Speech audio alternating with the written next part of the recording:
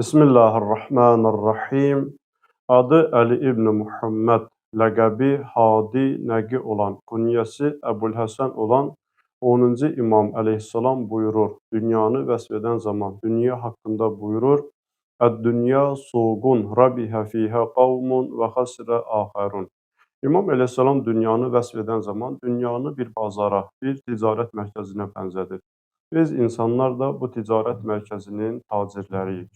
Və ticarətdə belə bir qayda var, belə bir gedişat var ki, tacirlər bəzən etdiyi ticarətdə qazanc əldə edərlər, bəzən də ziyana uğrayarlar. İmam əleyhissalam da dünyanı buyurur ki, Əd-dünya suqun, dünya bir bazardır, dünya bir ticarət mərkəzidir.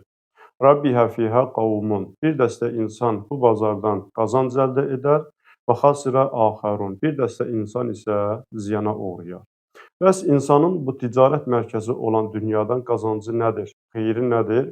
Allahın əmrlərinə itaət etmək, Allahın buyurduqlarına riayət etmək, halala riayət etmək, haramdan uzaq durmaq, ədalətli olmaq, kiminsə haqqını qəsb etməmək, cəmiyyətdə özü üçün xeyirli, faydalı işlər görmək, yəni əməli salih işlər görmək insanın bu dünyada əldə etdiyi qazancdır.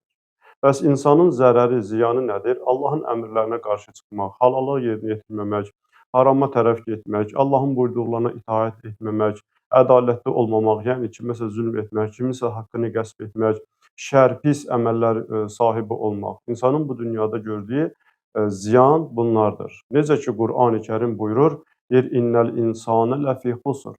Həqiqətən də insan ziyan içindədir. Amma hansı insanlar bu ziyandan xilas olar? İlləl-ləzīnə āmenū və amiluss-salihāti və təvāsav bil-haqqi və təvāsav bis-səbr. O insanlar ki, iman gətirər, əməli salih işlər görər, haqqa tövsiyə edər və səbirli olar, bu insanlar bu ziyandan uzaqda olarlar. Amma o insanlar ki, iman gətirməz, salih əməl sahibləri olmaz, onlar həqiqətən də dünyada ziyan çəkənlərdən, zərər görənlərdəndir.